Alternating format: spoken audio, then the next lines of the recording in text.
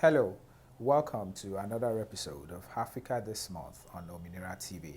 Hi, I'm Lanre Peter, and this is where I bring you selected issues of happenings across the continent.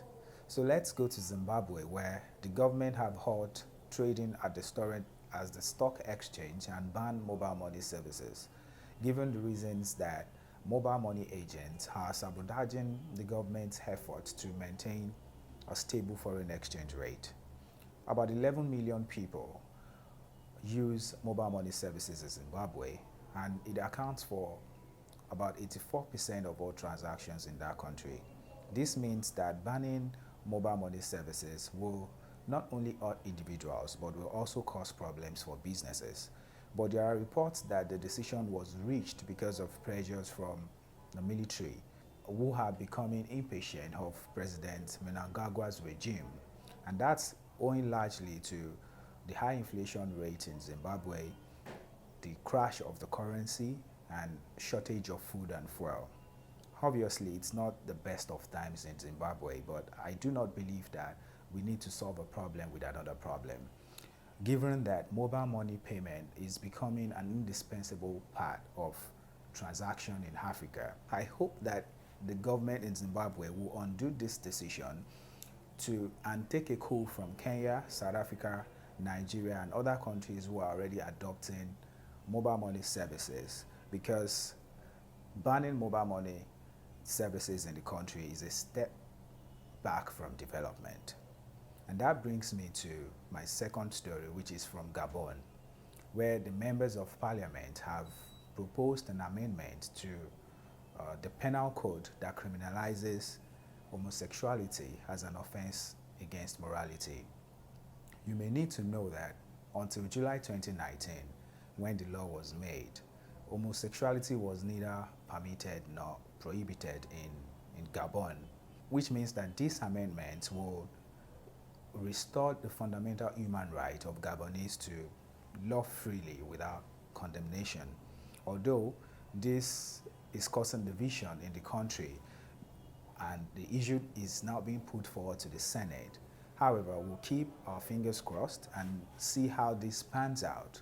But I hope that Gabon will uphold human rights and use this issue to inculcate a tradition of tolerance with minority sexual preferences in their society.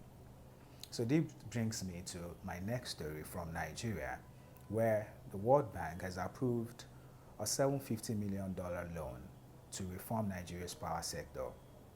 It is no doubt that the epileptic power sector, Nigeria's epileptic power sector, has stunted growth in the country for many decades, owing to low infrastructure, debt, low tariffs for electricity, and the dilapidated power grids, state-owned power grids.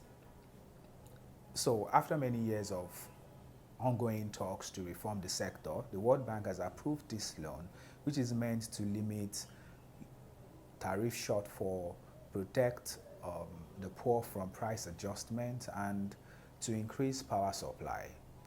I hope that Nigeria would prioritize fixing its power failure now than ever, because it's not only hindering development in the country, Nigeria is losing so much. According to the Senate president, Nigeria loses $29 billion every year to its power failure.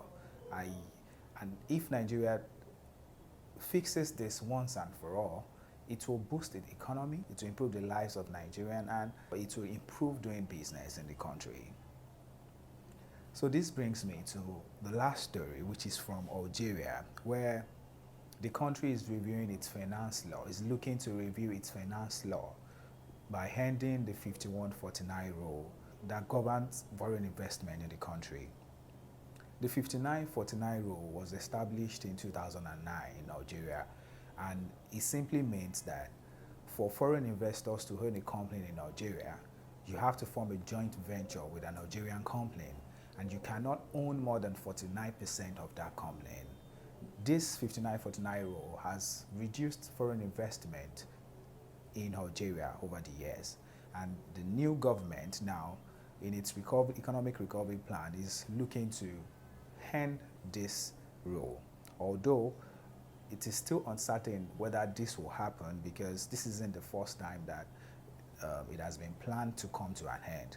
However, it's an encouraging sign that Algeria is looking to open itself to more trade, and if the government follows through on this, it will definitely increase foreign investment in the country and it will create more jobs.